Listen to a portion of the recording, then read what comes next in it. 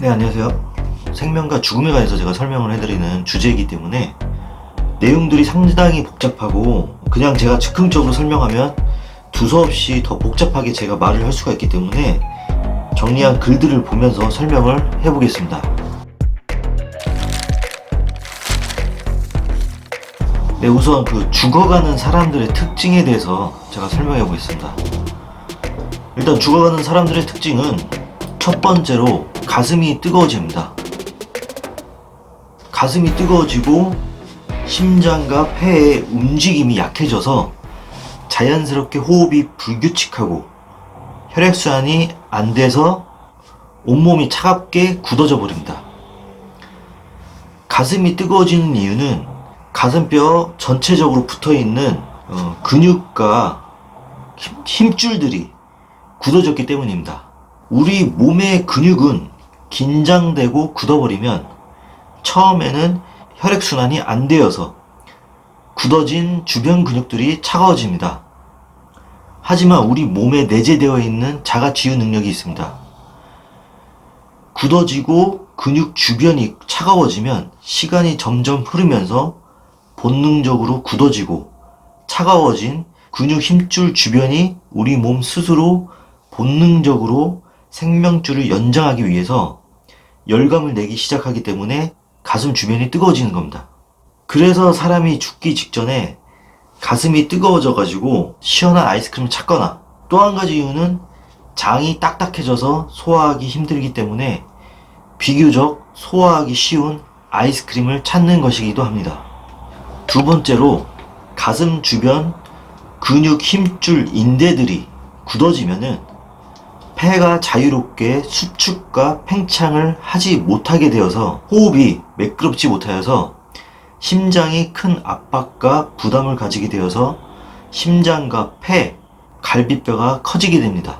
건강하지 못한 사람의 몸을 살펴보거나 죽은 사람을 해부해보면 갈비뼈가 이렇게 옆으로 팽창되어 있습니다. 갈비뼈가 팽창되어 있으니까 폐도 커져 있고 심장도 커져 있습니다. 폐는 스스로 움직일 수 없습니다. 횡격막과 갈비뼈에 붙어있는 늑간근이 오므려졌다가 늘어났다 움직이면서 갈비뼈를 팽창시켜 갈비뼈 가슴 안쪽의 공간들을 확장시켜서 폐가 커질 수 있도록 공간을 확보시켜줘서 폐가 커질 수 있는 것이며, 또다시 횡격막과 갈비뼈에 붙어있는 늑간근이 오므려졌다 늘어났다 움직이면서 갈비뼈를 수축을 시킵니다. 그래서 갈비뼈 가슴 안쪽에 공간들을 좁아지게 만들어서 폐가 다시 수축이 되는 것입니다. 다시 이렇게 쪼그라지게 되는 겁니다. 수축이 되는 것입니다. 그리고 건강하지 못한 사람들은 내뱉는 숨보다 들이마시는 숨을 더 많이 쉬게 됩니다. 즉 한마디로 내뱉는 숨을 난숨이라고 하고 들이마시는 숨을 들숨이라고 하는데, 건강하지 못한 사람이거나 죽기 직전의 사람은 들숨의 비중이 훨씬 큽니다. 그래서 날숨보다 들숨을 많이 쉬기 때문에 우리가 들숨을 쉬기 위해서는 폐가 커져야 할 공간이 필요하기 때문에 갈비뼈가 옆으로 팽창되는 것이고 횡격막이 밑으로 내려가면서 폐가 커지는 것입니다. 들숨을 많이 쉬게 되면 그 횡격막도 밑으로 내려가면서 횡격막이 그 위장을 밑으로 누르게 되고 자연스럽게 위하수가 생기며 자연스럽게 명치가 답답하고 만성 소화불량이 생기게 되는 것입니다. 그리고 건강하지 못한 사람이거나 죽기 직전의 사람들은 가슴뼈, 갈비뼈 주위의 근육들이 굳어져서 폐의 움직임이 정상적이지 못해서 심장이 압박과 부담을 갖게 되는 것입니다. 그래서 심장의 움직임도 불규칙해지고 심장에서 가장 멀리 떨어진 손끝, 발끝까지 혈액을 원활하게 보내지 못해서 이 심장이 더 크게 펌프질을 해야 하기 때문에 심장이 더 많이 커지고 더 비대해져서 갈비뼈 속안의 공간들이 비좁아지면서 악순환의 반복이 되는 것입니다.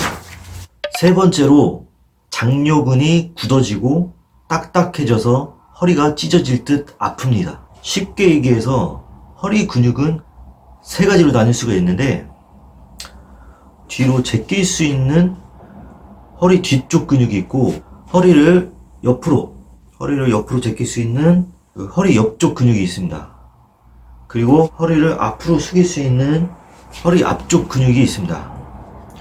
우리가 흔히 알고 있는 허리를 뒤로 제낄 때 사용하는 허리 뒤쪽 근육은 사실 큰 문제가 되는 경우가 생각보다 적습니다.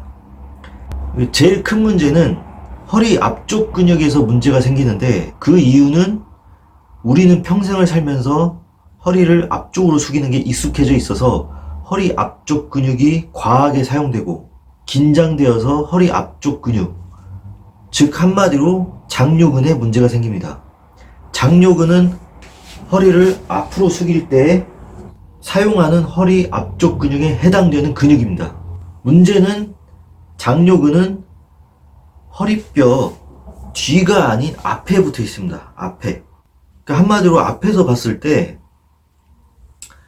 이 배가 있으면은 대장, 소장에 가려져 있습니다. 장요근이 굳어지면 장요근과 가까운 대장, 소장, 그리고 배꼽 밑에 아랫배와 골반과 골반의 내장기관들이 함께 굳어지고 차가워져서 염증이 생기게 됩니다. 네 번째로, 배를 만져보면 장이 딱딱하게 굳어져 있습니다. 장이 딱딱하니까 장이 부드럽지 못하고 굳어 있어서 당연히 소화작용이 어려워져서 물이나 아이스크림 같은 액체 같은 음식만 먹게 되는 겁니다. 액체 같은 음식을 먹게 되니까 자연스럽게 이 턱관절의 사용이 줄어들어서 뇌에 타격을 주거나 의식불명이나 치매를 가속화시킵니다. 젊었을 때나 건강할 때는 이 가벼운 건망증으로 증상이 멈추지만, 노인이 되고 몸이 약해지면 기억상실증이나 치매로 발전을 하게 됩니다. 장이 딱딱하니까 변을 밀어내지 못하게 됩니다. 젊었을 때는 이 가벼운 변비에서 증상이 멈추지만, 노인이 되고 몸이 약해지면 변을 밀어내지 못하게 되는 겁니다. 다섯 번째로, 장이 딱딱해지면 폐의 움직임이 비정상이 되고 호흡이 불안정해서 자꾸 기침을 하게 되는 겁니다. 기침. 죽어가는 사람들을 살리려면 첫 번째로 장요근을 풀어야 합니다. 허리 앞쪽 근육을 풀어줘야 합니다. 그리고 두 번째로 장을 풀어줘야 합니다. 세 번째로 가슴뼈에 붙어있는 근육 힘줄들을 전체적으로 앞, 뒤, 옆 모든 가슴뼈 전체 근육 힘줄들을 풀어줘야 합니다. 네 번째로 내뱉는 숨을 유도해야 합니다. 내뱉는 숨을 날숨이라고 하는데, 평상시에 날숨을 많이 쉬게 해야 합니다. 또는 풍선불기를 하면 됩니다. 풍선불기를 하거나 날숨을 쉬면 위장을 누르고 있던 횡격막이 일시적으로 세모 모양이 되어서 위장이 눌리지 않게 편안해집니다. 날숨을 자주 해주시면 위장을 편안하게 만들 수 있습니다. 다섯 번째로 턱관절과 뒷목을 풀어줘야 합니다. 여섯 번째로 심장의 부담을 줄여주기 위해서 손끝, 발끝을 모두 풀어줘야 합니다. 일곱 번째로 위생장갑을 끼고 항문이나 직장을 손가락으로 직접 풀어줘야 합니다.